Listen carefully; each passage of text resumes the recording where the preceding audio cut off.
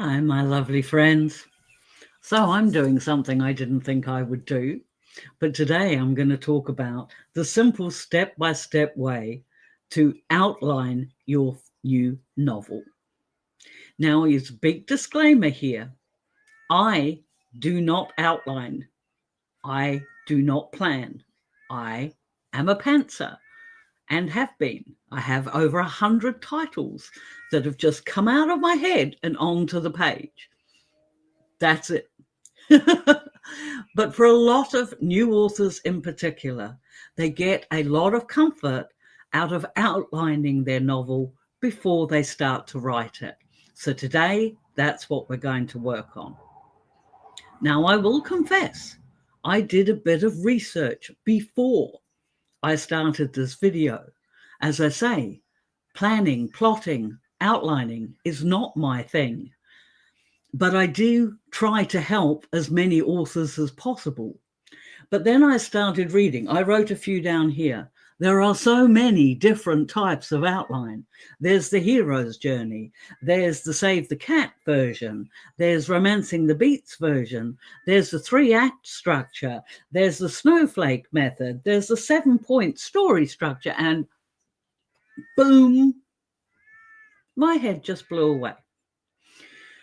So I decided to simplify it down to what it is that you actually need.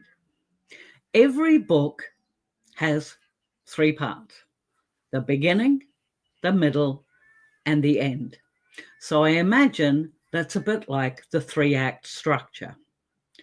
So if you have a piece of paper, jot that down. You want Act 1, Act 2, Act 3. Now, in those acts, you're going to have a certain number of chapters. How many chapters you have will depend on how long you want your book to be. If you are doing, say, 30,000 words, for example, that would equate to roughly 15 chapters. So you would have 5 under Act 1, 5 under Act 2, 5 under Act 3.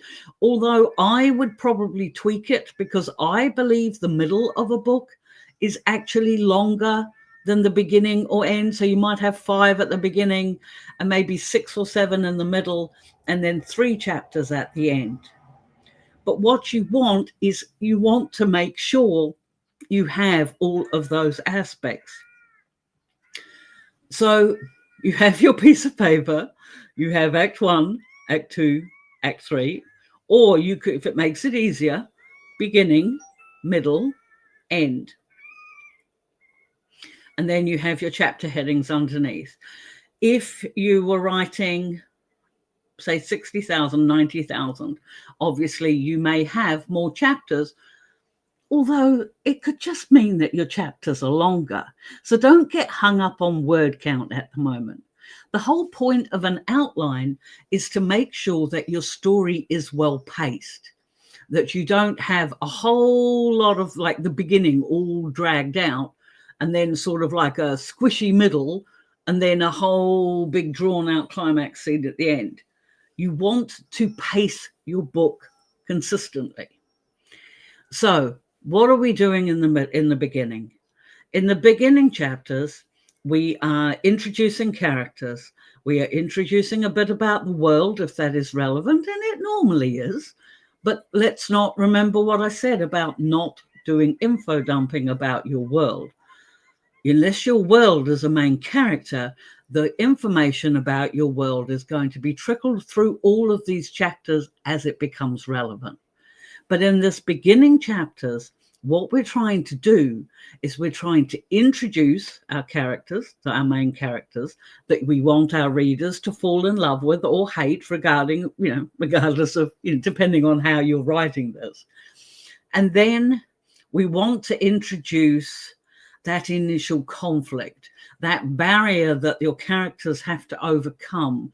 We have to introduce the idea that they are looking, searching, questing for something, and what that barrier to that is. In the middle section, actually we'll skip the middle for a minute because we'll go to the third act, or the ending. Now, the ending, of course, is where your characters are going to overcome the issues that you've already outlined at the beginning. So there's usually some climactic scene, there's some sort of a build-up, you know, the trying to think of the right word here, my words are failing me today. The barriers to our main characters getting what they want have become more and more pressing, and it's got to that, you know, fight or die situation. And I put that quite loosely because, as I say, I write romances. There's very little fight or die in my stories, but you know what I mean? This is, you know, they've got all this stuff has happened and there's all these barriers, and then it comes to that point, you know, are they going to lose? Are they going to lose everything? And the reader already knows what those stakes are because we've introduced them through the story. So that climactic scene at the end is where, of course, our main characters overcome and everything works out. Although from what I hear about horror, that's not necessarily true, because sometimes the bad guy wins. However, you know, whatever it is, the last section of your book is going to be the resolution. What you promised at the beginning, the issues and things you promised at the beginning, is what you're resolving at the end. And I would hesitate to say that takes, say, 5 chapters. It might do. As I say, it depends on how long your book is. It depends on what your issues are and what it is that your characters have to overcome. But that's what you're doing at the end. You have reached that point of the climactic scene, and then they overcome and they're victorious or not. And then there is that slight slope off where we show our characters after the effect, how they've changed. And in some instances, you may even circle your last chapters back to the beginning chapters, if that works, and mirror them to show how your characters' lives have changed at the end. Now, the middle is where it gets a bit murky. That's why it's called the murky middle, the stodgy middle. It's where writers get stuck, because you can be all very excited about what you write at the beginning. You've got some great ideas. You're keen to introduce your characters to the world, and you already know, in a lot of cases, how your climax scene at the end is going to work. But you've got to get your characters from there to there. And that's what the middle is for. Again, depending on how long your book is, will depend on what happens in that middle section. In some cases, if you imagine your story as sort of like zigzags. So, you know, we have the meeting and everything else. We meet the characters, we learn what's going on. And then there might be a little bit of an issue, but then it's resolved easily and it goes back down. And then the next time there's an issue, it gets a little bit higher and then it comes back down. And then there's this giant issue when everything appears lost, and then we come back down, because that bit is the climactic scene. So in the middle, that is what those chapters are meant to convey. So sometimes it can be a lot easier when you're plotting or outlining your story to put in the bits you already know, the bits at the beginning, the bits at the end, and then work out how your characters get from A to B. But it's very difficult to say unless I knew your genre or your word count or anything else, how it is you would plot that out exactly. That is a basic 3-act structure. Introduction, your characters go through some shit in the middle, and then you have them resolve it at the end. Honestly, that's as simple as outlining will get. Now, how much information do you put in your outline? Again, that is entirely up to you. I would find at the bare minimum, if you're going to use an outline method, you should at least have bullet points. so that you can remind yourself that you're keeping up as you're writing with the pacing of how your story is being paced out. Now, I know for myself as a writer, sometimes I get sidetracked, or my characters do. I'm going to blame my characters for this. They get sidetracked and they start talking about something else in the middle of a chapter. And I'm like, this has got nothing to do with the plot. But sometimes it can be used as a way of showing more about that character. I mean, our characters we want them to be seen on the page as fully formed people. So if they're having, I don't know, an argument with the dustman or whatever it is, you know, allow yourself that bit of freedom to be able to show your character being a person. And provided, you know, depending on how it works within your outline, you may have space to do that. But just keep an eye on it, keep an eye on your pacing, because this is something that an outline is really useful for.